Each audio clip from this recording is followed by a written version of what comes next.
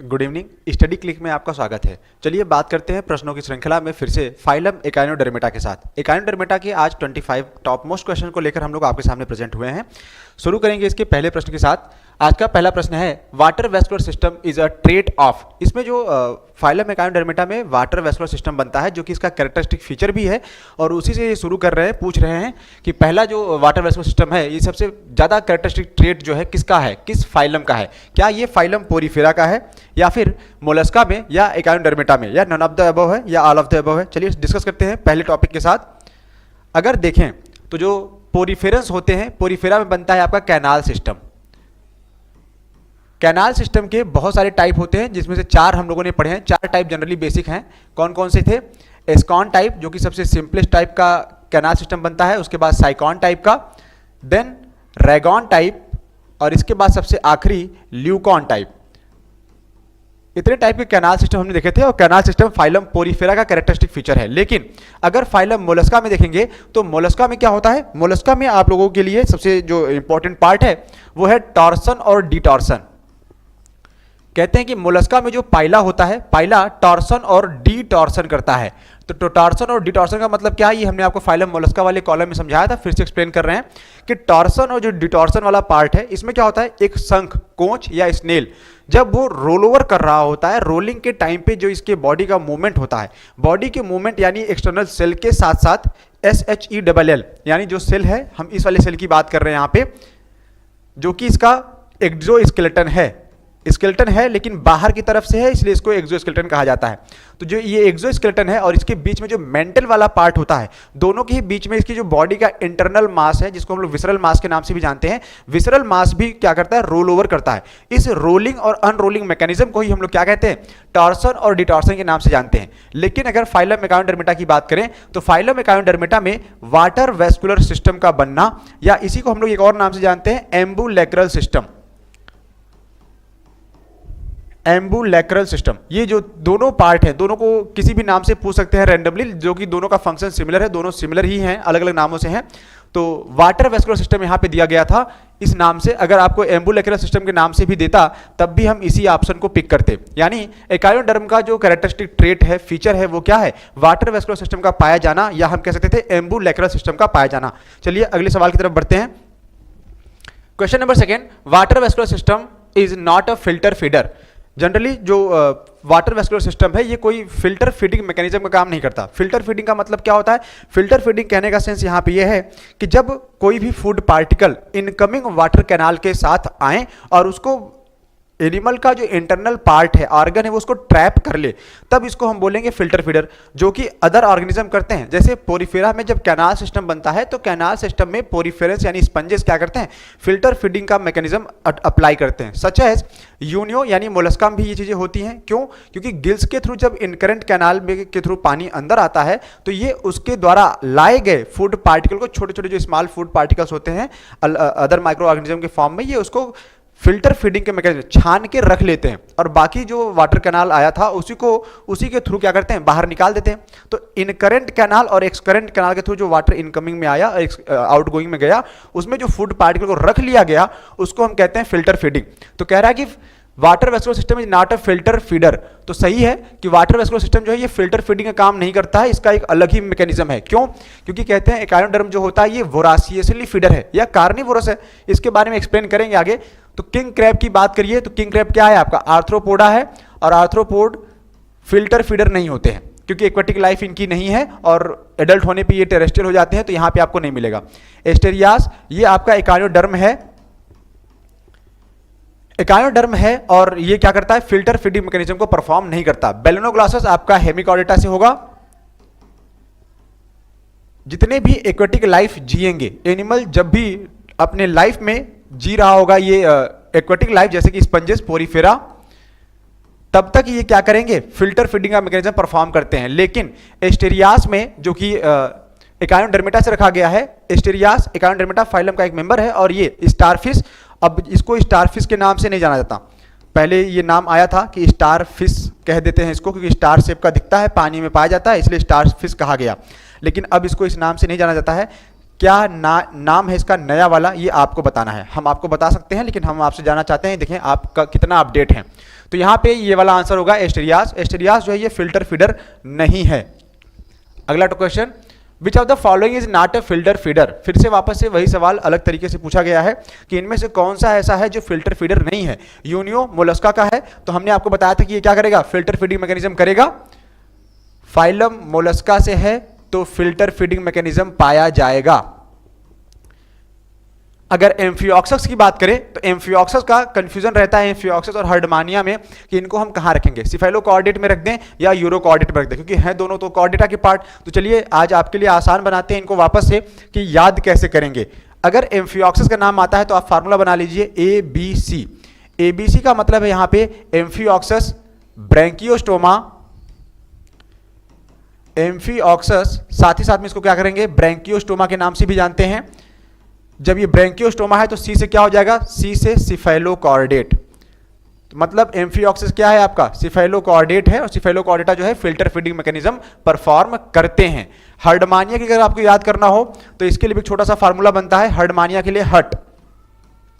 हट से कैसे याद करेंगे इसको, हट से H से हो जाएगा आपका हर्डमानिया, U से आपका हो जाएगा यूरोकॉर्डेट क्योंकि यूरोकॉर्डेट से बिलोंग करता है, और टी से ट्यूनिकेट क्योंकि यूरोकॉर्डेट को हम लोग कुछ ट्यूनिकेट्स के नाम से भी जानते हैं। तो यहां पे ये हो जाएगा और ये भूलेंगे नहीं। ये दोनों ही क्या करते हैं, फिल्टर फीडर है, ये भी फिल्टर फीडर है। नेक्स्ट आता है आपका एस्टेरियास। एस्टेरियास आपका फिल्टर फीडर नहीं है।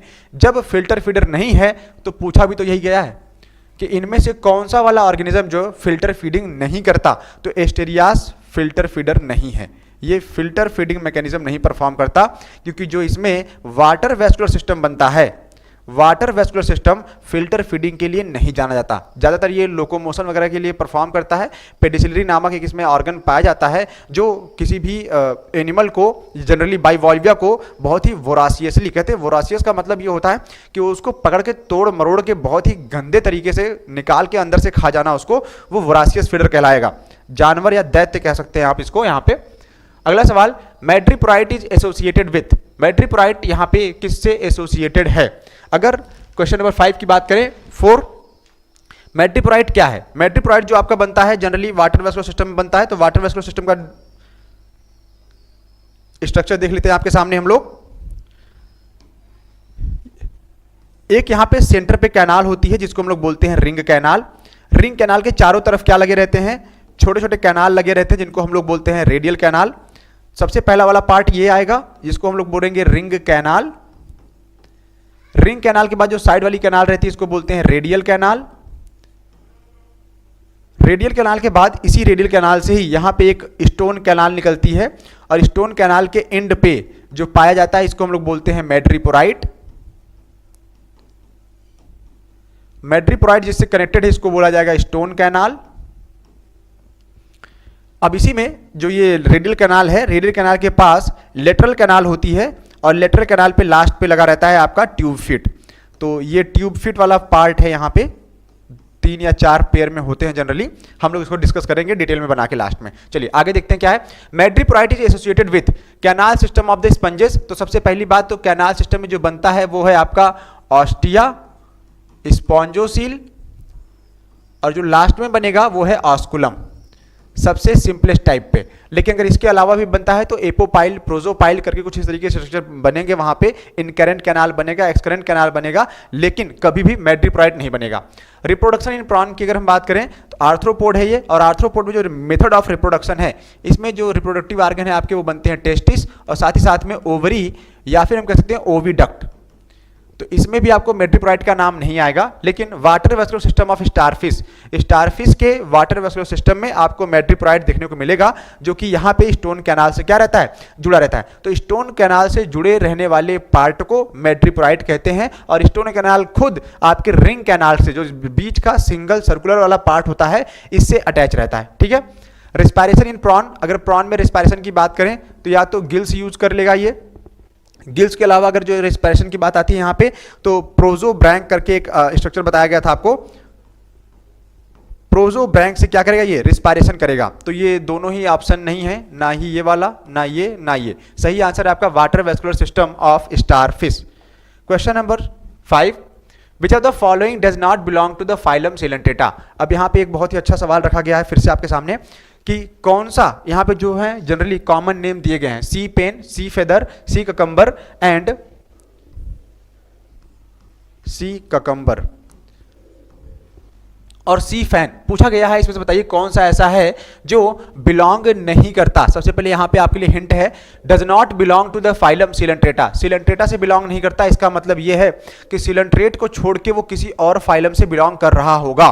तो सिलेंट्रेट जो होंगे उनको पिक नहीं करेंगे, जो सिलेंट्रेट नहीं है उनको पिक करना है।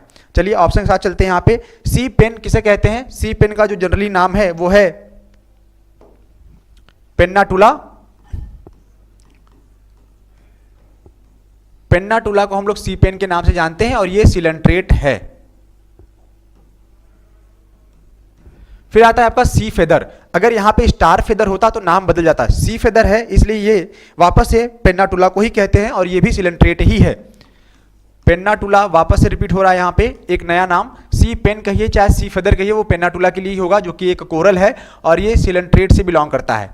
फाइलम सिलेंट्रेटा या सिलेंट्रेटा को हम लोग नाइडेरिया के नाम से भी जानते हैं। डन। फिर है आपका सी ककम्बर। सी ककम्बर को हम लोग जानते हैं कुकुमेरिया के नाम से और ये कुकुमेरिया जो है ये बिलोंग करता है हमारा सी ककम्बर, जिसको हम लोग कुकुमेरिया कह रहे हैं। कुकुमेरिया ये बिलोंग करता है एकाइनोडर्मेटा से। तो अभी तक जो दो ऑप्शन मिले थे वो सिलेंट्रेट से थे, तीसरा वाला ऑप्शन कुकुमेरिया जो कि हमारा एकाइनोडर्मेटा से बिलोंग करता है। अगर हम सी फैन की बात करें तो सी फैन क्या है? सी फैन हम गार्गोनिया को कहते हैं और गार्गोनिया भी सिलेंट्रेट ही है। तो यहां पे आपसे सवाल पूछा गया था कि which of the following does not belong to the phylum Coelenterata. इसमें से ऐसा कौन सा है जो सिलेंट्रेटा से बिलोंग नहीं करता, और वो एक ही है जिसका नाम है सी ककम्बर या कुकुमेरिया के नाम से इसको हम लोग जानते हैं। यही है जो एकाइनोडर्मेटा से बिलोंग करता है। बाकी सब क्या है? बाकी सब खुद ही फाइलम सिलेंट्रेट के मेंबर हैं। अगले सवाल की तरफ, which one is an echinoderm. इनमें से ऐसा कौन सा है जो एकाइनोडर्म है?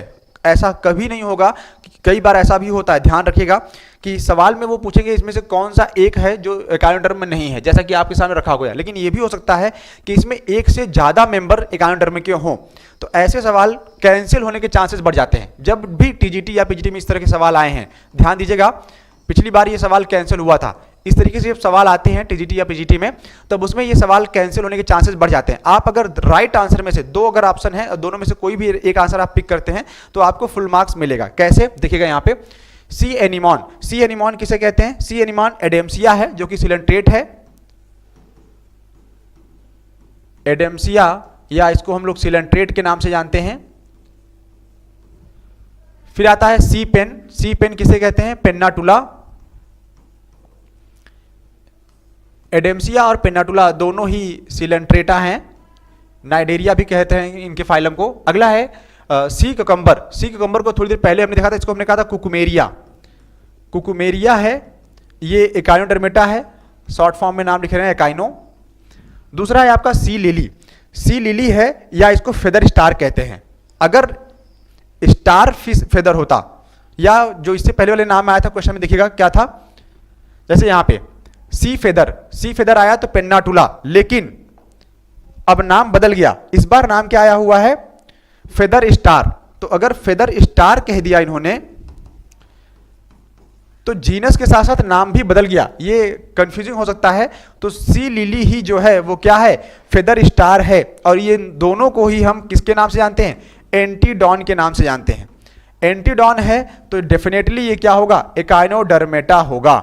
अब देखिएगा यहाँ पे पूछा गया था सवाल में which one is an echinoderm. इसमें से कौन सा एक एकाइनोडर्म है? जबकि इसमें आपको क्या आंसर मिल रहा है? इसमें आपको दो ऑप्शन क्या मिल रहे हैं? एकाइनोडर्मेटा के मिल रहे हैं। तो किस पे टिक करेंगे? अगर आपने गलती से इस पे टिक किया है तब भी आपका आंसर सही है, आपने इस पे टिक किया है तब भी आपका आंसर क्या होगा? सही माना जाएगा। और ऐसे सवाल बोर्ड के माध्यमिक में या इस तरीके से जब भी आएंगे कैंसल आउट किए जाएंगे। अगर आपने दोनों में से राइट आंसर पिक किया है, कोई भी एक आंसर पिक किया है, तो आपको पूरे मार्क्स मिलते हैं। लेकिन अगर आपने इन दोनों को छोड़कर कोई भी, अगर आपकी किस्मत इतनी खराब है तो उस केस में अगर आपने ए और बी सिलेक्ट किया हुआ था तब आपको कोई मार्क्स अवार्ड नहीं होगा, नहीं मिलेगा। अगले सवाल की तरफ बढ़ रहे हैं। यहाँ पे question number 7, characteristic feature of phylum Echinodermata. इसमें से पूछा गया कि फाइलम एकायोडर्मेटा का कैरेक्टरिस्टिक फीचर क्या है। तो सबसे पहले फाइलम के नाम को ही तोड़ के देख लेते हैं कि जो ये एकायोडर्मेटा है ये नाम आया कहाँ से। ये नाम आया हुआ है आपके ग्रीक वर्ड से जिसका पूरा मीनिंग होता है एकाइनस प्लस डर्मा। एकाइनस का मतलब होता है हेजहॉग और डर्मा का मीनिंग होता है स्किन या आउटर लेयर कहते हैं। तो कह रहा है कि जिसकी हेजहॉग या कह लीजिए आप स्पाइनी, जिनको हेजहॉग ना समझ में आ रहा उनके लिए एक दूसरा वर्ड है स्पाइनी, हेजहॉग या स्पाइनी स्किन पाई जाती है जिसकी, उसको हम एकायोडर्मेटा के नाम से जानते हैं, वो एकायोडर्मेटा है। और इस हेजहॉग स्किन वाले की सबसे खास बात क्या है, जिसके स्किन के ऊपर कांटे लगे रहते हैं ना, घर वाले कहते हैं कि ऐसा मुंह बना रहा है हमको देख के हमारे पास जैसे हमको कांटे लगे हुए हैं। तो हाँ कांटे लगे हुए हैं, ये किसके लिए कहा गया था, एकायोडर्मेटा की मम्मी ने उससे कहा था उसके अपने बच्चों से, ठीक है। तो यहाँ पे वाटर वेस्कुलर सिस्टम ऑफ एकायोडर्मेटा ये इसका कैरेक्टरिस्टिक फीचर है। अगर हम हीमल सिस्टम की बात करें तो हीमल सिस्टम कह लीजिए या फिर इसको हीमोसिलोमिक सिलोम कह लीजिए, तो ये आर्थ्रोपोडा में पाया जाएगा आपका।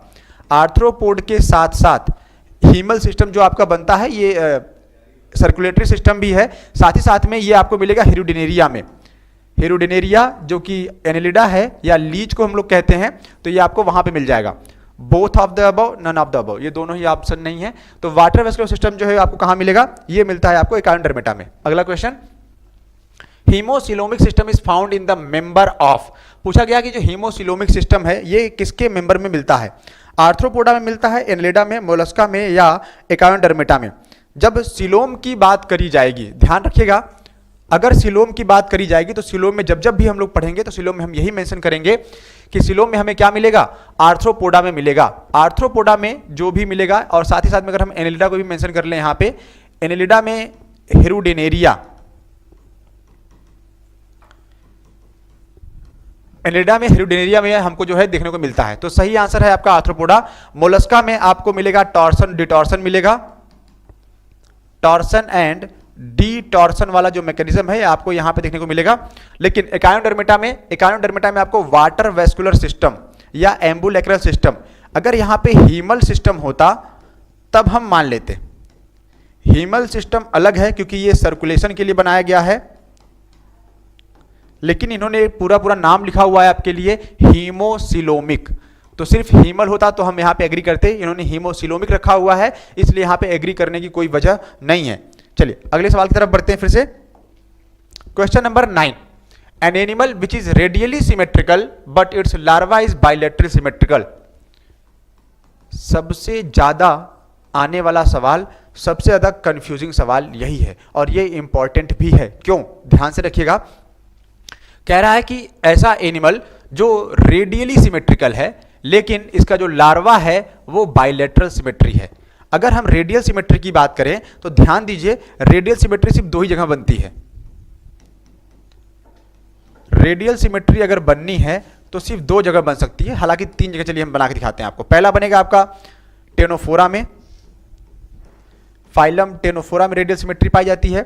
फिर आएगा आपके पास फाइलम नाइडेरिया में, नाइडेरिया के बाद या सिलेंट्रेटा कहते हैं इसको। इसके अलावा कहीं बनता है तो एकायोडर्मेटा में। लेकिन ये तीनों जगह जो रेडियल सिमेट्री बनी है ये एडल्ट की बात हो रही है। इन तीनों कंडीशन में जो सिमेट्री बनेगी ये एडल्ट की है। इसमें से एकमात्र आपका एकायोडर्मेटा है जिसका एडल्ट, तो एकायोडर्मेटा में जो आपका एडल्ट होगा वो आपका रेडियल सिमेट्री शो करेगा जैसा कि ऑलरेडी बताया जा रहा है। लेकिन इसका जो लार्वल फॉर्म है, ये लार्वा इसकी बाइलेटरल सिमेट्री शो करता है। लार्वा कौन से हैं, एकाइनोप्लूटियस, बाइपिनेरिया, ब्रैक्यूलेरिया, ऑरिकुलेरिया, इस तरह जितने लार्वल फॉर्म बनते हैं वो फाइलम एकायोडर्मेटा में बनते हैं। एरिया करके नाम आता है, जैसे एरिया सफिक्स में अगर एरिया करके आया हुआ है लार्वल फॉर्म में तो आप ध्यान दीजिएगा कि ज्यादातर केसेस में वो किसका एग्जांपल होगा, एकायोडर्मेटा का। कुछ एक एग्जांपल हैं जैसे टॉर्नेरिया, इसमें भी आया हुआ है लेकिन ये नहीं है। टॉर्नेरिया जो है ये आपका हेमिकॉर्डेटा का लार्वा है। बस यही एक एक्सेप्शन में आपको मिलेगा जहां पे एरिया आया हुआ होगा और ये हेमिकॉर्डेटा मिलेगा। अदरवाइज अगर किसी भी लार्वल फॉर्म में एरिया ARIA वाला सफिक्स आपको दिखता है तो आप तुरंत पिक करेंगे किसको, एकाइनोडर्मेटा को। तो यहाँ पे जो लार्वल फॉर्म है वो किसके लिए है, एस्टेरियास के लिए, क्योंकि साइकॉन पोरीफेरा है और पोरीफेरा में आपको एसिमेट्रिकल देखने को मिलेगा। ऑरेलिया ऑरेटा जो कि सिलेंट्रेटा है, सिलेंट्रेटा का सिर्फ और सिर्फ एडल्ट जो होता है वो रेडियल सिमेट्री शो करेगा, ना कि लार्वा उसका बायलेटरल सिमेट्री शो नहीं करता। चलिए अगले सवाल की तरफ। Question number 10, class Bivalvia is also called as. कह रहे हैं जो क्लास बाइवाल्विया है जिसमें 2 वाल्व बनते हैं उसको और किस नाम से जानते हैं। क्लास बाइवाल्विया को अगर हम गैस्ट्रोपोड कहें तो गैस्ट्रोपोड नहीं है, गैस्ट्रोपोड में क्या होता है, बेली फूट बनता है। सिफेलोपोड की बात करें तो सर पर पैर बनने वाली जो कंडीशन है ये सिफेलोपोड में है। एग्जाम्पल क्या था आपका, एग्जाम्पल ऑक्टोपस या सीपिया लोलिगो। पेलिसाइपोडा की बात करें तो पेलिसाइपोडा ही बाइवाल्विया के नाम से जाना जाता है जिसमें 2 वाल्व बनते हैं, जिसका एग्जाम्पल क्या था, यूनियो। डिकैपोडा की बात करिए, डेका का मतलब होता है 10, पोडॉस का मतलब पैर, जिसमें 10 पैर पाए जाएं। तो 10 पैर वाला जानवर कौन सा है, रावण। 10 हाथ थे 10 सर थे तो 10 पैर होने की संभावना बढ़ जाएगी, 10 पैर कह लीजिए 20 हो जाएगा। चलिए आगे बढ़ते हैं। Primary host of Echinococcus granulosus is. Echinococcus जो कि सबसे छोटा टेपवर्म था, इसको हम पूछ रहे हैं यहाँ पे कि सबसे स्मॉलेस्ट जो एकाइनोकॉकस है जो कि टेपवर्म है, इसका जो प्राइमरी होस्ट है सबसे पहले ये किसको इन्फेक्ट करेगा। तो एकाइनोकॉकस ग्रैनुलोसस की अगर हम बात करें तो इसका 2 नाम है। इसको हम लोग बोलते हैं हाइडेटेड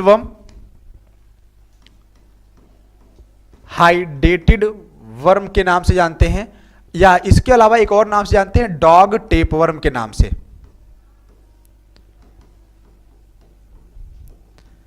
अगर हाइड्रेटेड वर्म पूछेगा तब भी हम टिक करेंगे, और अगर डॉग टेपवर्म पूछेगा तब भी। तो डॉग टेपवर्म क्यों है इसका नाम, क्योंकि डॉग ही क्या है इसका प्राइमरी होस्ट। तो जो डॉग प्राइमरी होस्ट है तो उसके नाम पे ही क्या रखा गया, यहां पे डॉग टेपवर्म कहा गया है। अगला सवाल question number 12, Aristotle's lantern is connected with. ये भी आपके लिए इंपॉर्टेंट है, टीजीटी और पीजीटी में सबसे ज्यादा पूछा जाने वाला जो सवाल है। कभी भी अगर एकाइनोडर्मेटा से सवाल आएगा, जनरली जो सबसे ज्यादा इन्होंने पूछा हुआ है अभी तक वो है एरिस्टोटल लैंटर्न। अरस्तु का लालटेन किसे कहते हैं, हिंदी वर्जन में अगर देखा जाए तो अरस्तु का लालटेन कहा गया है। अरस्तु इसको यूज करते रहे होंगे अपने टाइम पे, लेके इसमें जुगनू उगनू भर के जला के जो है बत्ती बना के बढ़िया पढ़ाई वही करते थे, ठीक है। तो अरिस्टोटल लैंटर्न ऐसा है नहीं, हम ऐसे ही कह रहे थे। चलिए, Aristotle lantern is connected with किससे, क्या रेस्पायरेशन से या मैस्टिकेशन से या एक्सक्रीशन या रिप्रोडक्शन। तो सबसे पहले हम आपको बता दें कि एरिस्टोटल लैंटर्न है क्या। एरिस्टोटल लैंटर्न एकाइनोइडिया में पाया जाता है, एक क्लास है एकाइनोइडिया इसमें, और इसका जीनस है एकाइनस। एकाइनस जीनस है, इसमें आपको मिलता है क्या, एरिस्टोटल लैंटर्न। एरिस्टोटल लैंटर्न इसका एक पार्ट है, एरिस्टोटल्स लैंटर्न। होता क्या है ये, एक्चुअली ये एबोरल साइड पे 2 साइड होते हैं एकाइनोडर्मेटा में, एस्टेरियास में या स्टारफिश के पास, एक ओरल सरफेस दूसरा एबोरल। ओरल का मतलब जिधर माउथ है और जिधर एनस वाला पार्ट है या माउथ जस्ट अपोजिट वाला पार्ट क्या बोलेंगे, एब ओरल वाला पार्ट बोलेंगे। उसी में एक रो ऑफ टीथ होती है, दांतों की एक श्रृंखला पाई जाती है जिसको हम लोग क्या बोलते हैं, एरिस्टोटल लैंटर्न के नाम से जानते हैं। क्वेश्चन तो ये है रेस्पायरेशन, क्या रेस्पायरेशन के लिए नहीं, रेस्पायरेशन के लिए इनमें जो आर्गन होता है रेस्पायरेटरी आर्गन वो है आपका पेरिस्टोम या गिल्स वगैरह, या वाटर वेस्कुलर सिस्टम के अलावा जो ट्यूफिट वाला पार्ट आता है पेपुला करके आएगा, ये उससे रेस्पायरेशन करेगा। लेकिन मैस्टिकेशन क्योंकि टीथ है, एरिस्टोटल लैंटर्न क्या है, रो ऑफ टीथ। जब रो ऑफ टीथ है तो दांत से एक ही काम हो सकता है, मैस्टिकेशन का, चबाने का। तो ये वाला पार्ट क्या होगा, मैस्टिकेशन के लिए। अगला सवाल question number 13, Aristotle lanterns occurs in, किस में पाया जाता है। एस्टेरोइडिया में अगर होता तो यहां पे एस्टेरियास रखा जाता, एकाइनोइडिया में है तो इसमें एकाइनस रखा जाएगा, और एकाइनस में ही आपको एरिस्टोटल लैंटर्न देखने को मिलता है। तो यहां पे ये वाला ऑप्शन सही है, होलोथ्रोइडिया और होलोथ्रोइडिया। इसमें जो ये स्पेलिंग की मिस्टेक करके दिया हुआ इन्होंने, इसलिए ये गलत है। अगले सवाल की तरफ, question number 14, Aristotle lantern is a characteristics of class. कि जो अरिस्टोटल की लैंटर्न है ये किस क्लास का, फाइलम एकाइनोडर्मेटा के कौन सी क्लास का कैरेक्टरिस्टिक फीचर है। तो देखा जाए तो ये एकाइनोइडिया का ही रहा है और ये रिपीटेड क्वेश्चन आ रहा है बार बार, इंपॉर्टेंट है इसीलिए रिपीटेड है, ध्यान रखेंगे। Respiratory organ of starfish are, starfish में जो रेस्पिरेटरी ऑर्गन है वो क्या है, क्या वो रेस्पिरेटरी ऑर्गन आपका बॉडी वॉल है, ट्यूब फिट है, पेडिसिलरी है या पैपुली है। स्पेलिंग थोड़ी सी मिस्टेक है यहाँ पे, ये पैपुली होगा, ए होगा यहाँ पे पैपुली। चलिए डिस्कस करते हैं इसके बारे में। बॉडी वॉल क्या होता है, अगर हम एकाइनोडर्मेटा में इनके बॉडी वॉल की बात करें तो जो बॉडी वॉल होता है जनरली वो आउटर मोस्ट लेयर है। किसी भी एनिमल की जो बॉडी होगी उसमें बॉडी वॉल क्या है, आउटर मोस्ट लेयर। अगर ट्यूब फिट की बात करें तो ट्यूब फिट अगर जब हमने बनाया था यहाँ पे आपके लिए एक रेडियल रिंग कैनाल थी, रिंग कैनाल के चारों तरफ क्या था, रेडियल कैनाल, रेडियल कैनाल के बीच में लेटरल कैनाल और लेटरल कैनाल से लगे हुए थे ट्यूब फिट। तो ट्यूब फिट का फंक्शन पूछा इन्होंने कि क्या ट्यूब फिट से ये रिस्पायरेशन कर सकता है, हाँ करता तो है। ट्यूब फिट रेस्पिरेटरी ऑर्गन है लेकिन एज वेल एज ये रिस्पायरेशन के अलावा लोकोमोशन में ज़्यादा सपोर्ट करता है। जब लोकोमोशन में इसका सपोर्ट ज़्यादा है तो इसको रेस्पिरेटरी ऑर्गन में कंसीडर नहीं करेंगे। तो यहाँ पे दोनों नाम लिखेंगे, रेस्पिरेशन में भी हेल्प करता है साथ ही साथ में मूवमेंट में या कह लीजिए लोकोमोशन में, ठीक है। और कह रहा है पेडिसिलरी, पेडिसिलरी एक कैची सड़सी लाइक स्ट्रक्चर होता है और इसका फंक्शन होता है organ of offence and defence. इसी से ये अपना ऑफेंस करता है और इसी से डिफेंस, अटैक भी करेगा और इसी से खुद को बचाएगा भी। फिर आता है पैपुली, पैपुली जो एक एयर सैक लाइक स्ट्रक्चर होता है, ट्यूब फिट का वाला पार्ट होता है, इससे क्या करता है रेस्पिरेशन या गैसियस एक्सचेंज करता है। तो papulae is the correct answer for question number 15। Respiratory organ of starfish is papulae. ये चीफ रेस्पिरेटरी ऑर्गन है, सबसे ज़्यादा रेस्पिरेशन जो है वो इसी से परफॉर्म करता है। अगर ऐसा नहीं कि अगर पैपुली ऑप्शन में नहीं है तो हम ट्यूब फिट के साथ नहीं जाएंगे, अगर पैपुली ऑप्शन में नहीं होता तो हम ट्यूब फिट के साथ जाते, क्योंकि वो भी क्या करता है रेस्पिरेशन परफॉर्म करवाता है। अगले सवाल की तरफ, एपीमॉर्फोसिस इज क्वेश्चन नंबर 16। एपीमॉर्फोसिस क्या है, डिजनरेशन ऑफ ओल्ड ऑर्गन। अगर हम डिजनरेशन की बात करें तो इसको हम लोग बोलते हैं टेराटोजेनेसिस।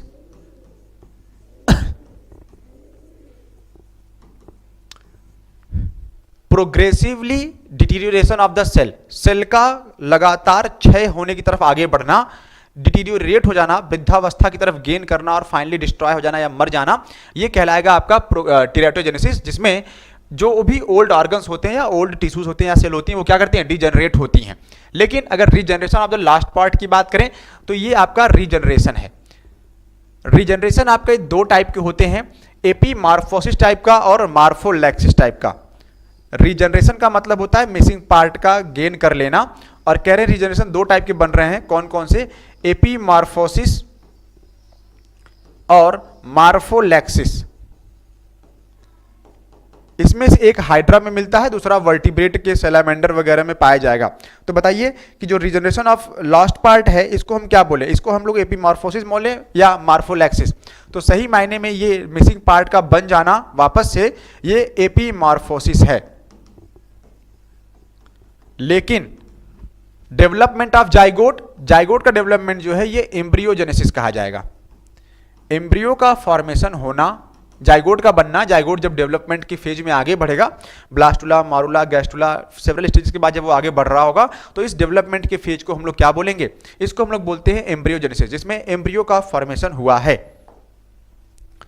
अगला क्वेश्चन है आपका, the eggs of starfish are, जो स्टारफिश में एग्स बनते हैं, अंडे बनते हैं, वो किस तरीके के हैं, on the basis of presence of yolk, yolk का जो नंबर होता है कम है, ज़्यादा है, मॉडरेट है, आइसोलेस्थल में, जितना डिस्ट्रीब्यूटेड है, जिस पैटर्न में होगा उसके बेसिस पे ये नाम रखा जाता है। तो इसका पहला नाम क्या है, होमोलेस्थल, जिसमें बराबर मात्रा में यॉक पाया जाएगा, टीलोलेस्थल में थोड़ा सा कम होता है, अनइवन होता है, माइक्रोलेस्थल में जिसमें बहुत कम पाया जाए।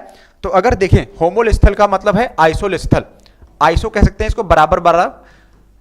आइसोलेस्थल एक कहाँ मिलता है, आइसोलेस्थल में बहुत सारे क्लीवेज पैटर्न बनेंगे, लेटरल बनेगा, रेडियल बनेगा या बाइलेटरल हो सकता है। देखते हैं क्या है आइसोलेस्थल में, आइसोलेस्थल वाले एग को ही हम लोग होमोलेस्थल कह रहे हैं, क्योंकि ये यॉक का जो नंबर है वो बराबर होगा पूरे एग में। ये बनता है एकाइनोडर्मेटा में और एम्फियोक्सस में। एकाइनोडर्मेटा में आपको देखने को मिलेगा, और एम्फियोक्सस, एम्फियोक्सस बिलोंग करता है किससे, सिफेलोकॉर्डेट से। टीलोस्थल की बात करिए तो टीलोस्थल में आपको मोलस्का, फिश, रेप्टाइल और बर्ड मिलेंगी।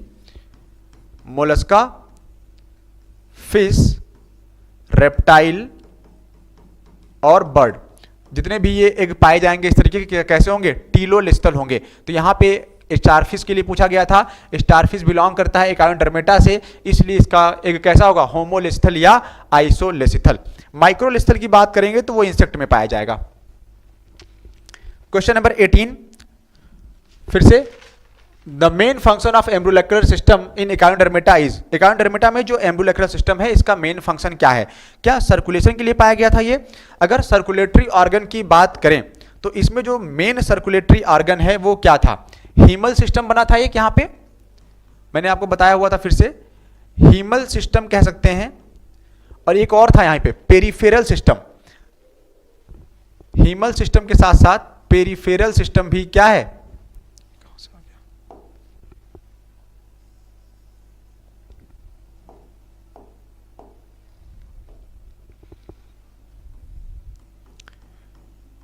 Haemal system and peripheral system, ये सर्कुलेटरी सिस्टम है किसके लिए, मूवमेंट की बात करें अगर एकाइनोडर्मेटा में, तो एकाइनोडर्मेटा जब मूव कर रहा होता है तो मूवमेंट में ये एम्ब्रोलैक्युलर सिस्टम का यूज करता है, जिसमें सबसे ज्यादा रोल प्ले कौन करता है, tube fit. Water vascular system का जो ट्यूब फिट वाला पार्ट है ये लोकोमोशन में हेल्प करेगा।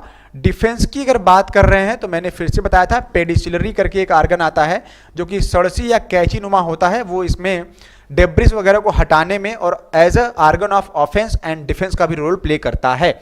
फूड कलेक्शन की बात करें तो कह रहा है कि ये फूड कैसे कलेक्ट करता है, क्योंकि ये कार्निवोरस है, वोरासियसली फीडर भी है, इसलिए ये क्या करता है, ट्यूब फिट की हेल्प से चारों तरफ से क्या करता है, लपेट लेता है अपने प्रे को, ये चारों तरफ से ट्यूब फिट की हेल्प से लपेटता है और बीच में से पकड़ के फाड़ देता है। इस तरह का मैकेनिज्म जो फूड कलेक्शन का इस तरह का मैकेनिज्म है, इसको हम लोग बोलते हैं वोरासियसली फीडर, वोरासियसली फीडर कहा जाएगा ये इसके लिए। साथ ही साथ में ये कार्निवोरस भी है। कार्निवोरस होने के साथ साथ जब ये वोरासियस फीडर है तो ट्यूब फिट की हेल्प ले रहा है, ठीक है। तो main function of ambulacral system is Echinodermata is movement. Movement में क्या करेगा, ये रोल प्ले करेगा। अगले क्वेश्चन की तरफ, क्वेश्चन नंबर 20, स्टोन कैनाल, नहीं question number 19, Tadman's bodies are one of the essential part of the ambulacral system of the starfish and are closely related with, कि जो ये टेडमैन्स बॉडी है ये किससे क्लोजली एसोसिएटेड है या रिलेटेड पार्ट में है। चलिए देखते हैं इसको बना के डायग्रामेटिक समझाने का प्रयास करेंगे थोड़ा सा। जो रिंग कैनाल है वो पेंटागोनल टाइप की होती है, ऐसा बताया भी गया है, हम लोग बनाएंगे भी।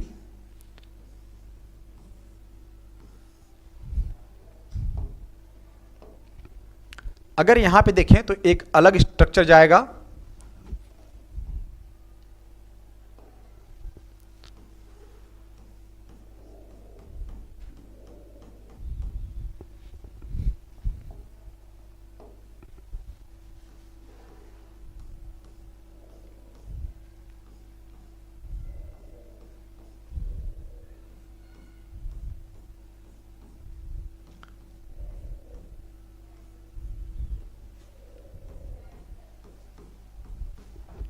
देखिएगा बीच में यहां पे एक पार्ट बनाया गया है आपके लिए जो है रिंग कैनाल का।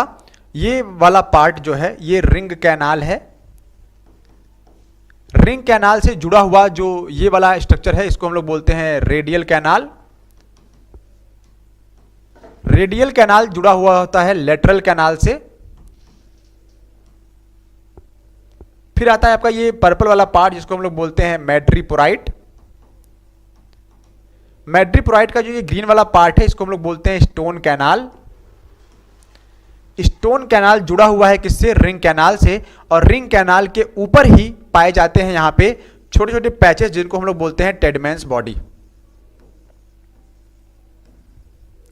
जो ये पैचेस बने हैं ब्लू कलर में इनको बोलते हैं टेडमैन्स बॉडी।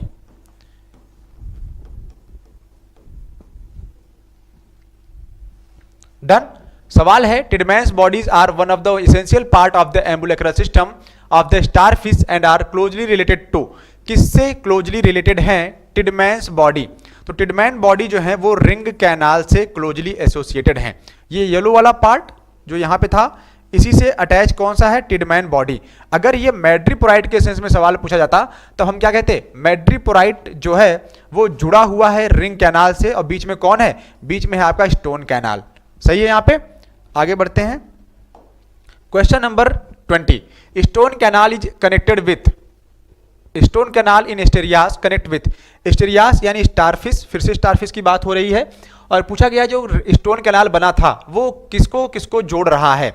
तो जोड़ रहा है वो मैड्रीपोराइट को और रिंग कैनाल को। पिछले वाले वीडियो डायग्राम में आप देख सकते हैं यहाँ पे, ये रहा आपका मैड्रीपोराइट। मैड्रीपोराइट किससे जुड़ा हुआ है? मैड्रीपोराइट आपका जुड़ा हुआ है रिंग कैनाल के पास, लेकिन ये रिंग कैनाल के पास इसको लेके कौन आ रहा है? रिंग कैनाल के पास मैड्रीपोराइट को जोड़ने वाले स्ट्रक्चर का नाम है ये ग्रीन वाला पार्ट, ये वाला यहां से यहां तक वाला, इसको क्या बोलते हैं? Stone canal. तो मैड्रीपोराइट जो है वो रिंग कैनाल के बीच में है, लेकिन उसके साथ जोड़ कौन रहा है उसको? Stone canal.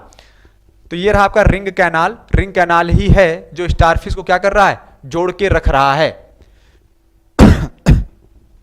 अगला वाला क्वेश्चन, वेट, ये मैड्रीपोराइट एंड रिंग कैनाल। तो यहां पे आपका आंसर होगा कि मैड्रीपोराइट और रिंग कैनाल से ही जो है जुड़ा हुआ है आपका stone canal. Next, the chief function of pedicellariae of the starfish. देखिए फिर से आ गया पेडिसिलरी के बारे में। पेडिसिलरी दो टाइप के बनते हैं जनरली।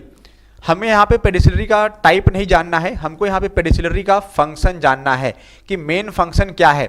तो पेडिसिलरी जो है organ of offence and defence था, डिफेंस एंड ऑफेंस। इसके अलावा क्या करता? कह रहा था कि ये इसके अलावा डेब्रिस को रिमूव करता है, डेब्रिस रिमूवल का काम करता है। डेब्रिस का मतलब होता है कूड़ा करकट। तो पेडिसिलरी डेब्रिस को यानी कूड़ा करकट को रिमूव कर रहा है, साथ ही साथ में ये प्रोटेक्शन भी करता है। किसको? गिल्स को बचाता है, प्रोटेक्शन भी करता है। लेकिन जो मेन फंक्शन है वो क्या है? क्या मेन फंक्शन इसका organ of offence and defence है? जी नहीं, मेन फंक्शन था इसका डेब्रिस को रिमूव करना। जो भी छोटे छोटे स्मॉल पार्टिकल, फूड पार्टिकल या सैंड पार्टिकल होते हैं ओशन में, जब ये इसकी बॉडी के सरफेस पे आके चिपक जाते हैं तब ये पेडिसिलरी का यूज करके क्या करता है? उनको रिमूव करने का या क्लीनिंग का काम करता है और उसकी वजह से इसकी बॉडी पूरी नीट एंड क्लीन बनी रहती है। तो यहाँ पे जो मेन फंक्शन है उसका वो क्या है? क्लीनिंग। रेस्पायरेशन के लिए नहीं, कैप्चरिंग के लिए नहीं, डिफेंस के लिए कर सकता है, लेकिन तब जब क्लीनिंग वाला पार्ट वहां पे ना दिया गया हो। यानी अगर क्लीनिंग वाला पार्ट उसमें वो फंक्शन में नहीं दे रहा है, नहीं पूछ रहा है, तब हम organ of offence and defence मान सकते हैं, क्योंकि ये भी उसका फंक्शन है पेडिसिलरी का। Next, question number 22, chief function of pedicellariae in starfish. फिर से आ गया सवाल, उसी को दूसरी तरीके से मॉडिफाई किया हुआ इन्होंने और पूछ रहे हैं कि जो चीफ फंक्शन है पेडिसिलरी का वो क्या है? तो चीफ फंक्शन इसका क्लीनिंग ही है। कैप्चरिंग के लिए या फीडिंग के लिए जो है ये ट्यूब फीड का इस्तेमाल कर सकता है और उसके अलावा इसके पास अदर ऑप्शंस भी हैं। Which one of the following is the larval form of echinodermata. पूछ रहा है कि लार्वल फॉर्म जो है एकाइनोडर्मेटा का कौन सा है, यानी इसमें कोई ऐसा लार्वल फॉर्म है जो किसी और फाइलम से रखा गया है। मैंने आपसे कहा था कि अगर एरिया वाला पार्ट आएगा, एरिया, अगर ये सफिक्स लगा हुआ है तो आप तुरंत किस पे टिक करेंगे? एकाइनोडर्मेटा पे। लेकिन एक एक्सेप्शन था यहाँ पे टॉर्नेरिया के लिए। टॉर्नेरिया किससे बिलोंग कर रहा था? हेमिकॉर्डेटा से। तो यहां पे टॉर्नेरिया है, इसका मतलब ये हेमिकॉर्डेटा का है। डॉल्यूलेरिया है तो ये एकाइनोडर्मेटा का है। लेकिन अगर प्रोटोजुइया की बात करें या ट्रोकोफोर की, तो ट्रोकोफोर आपको एनलिडा में देखने को मिलेगा। साथ ही साथ में ट्रोकोफोर स्टेज जो है आपको मोलस्का में देखने को मिलती है। जुइया और प्रोटोजुइया जो लार्वा हैं ये सब आर्थ्रोपोडा के हैं।